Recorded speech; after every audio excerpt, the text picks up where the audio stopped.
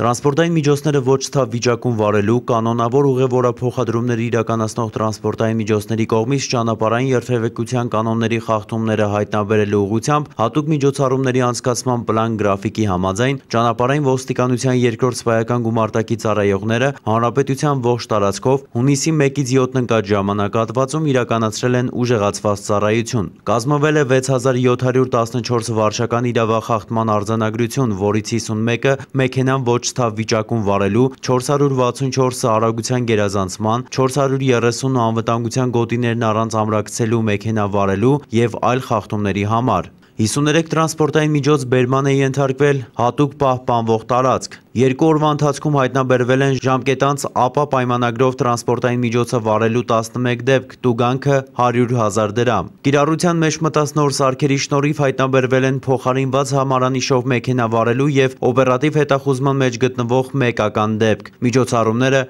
շարունակական են լինելու։